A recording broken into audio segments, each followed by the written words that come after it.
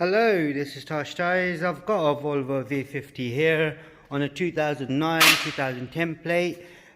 Just did a basic service on this. I'll just show you how to reset the service light. But before I do anything, first switch the ignition on, start the car up.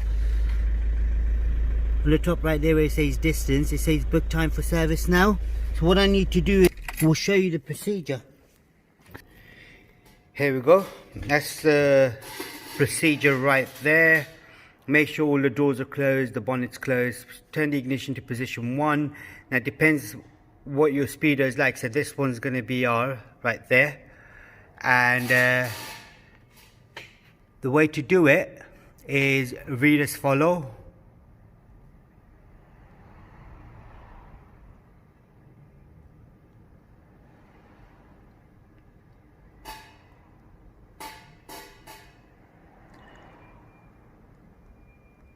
Right, now that you've got the information here, we'll show you how it's done on the car.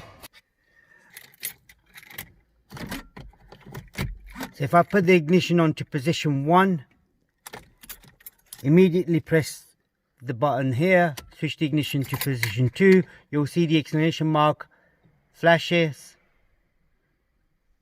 Right now, you let go of the button. Engine service system required. You hold the button again.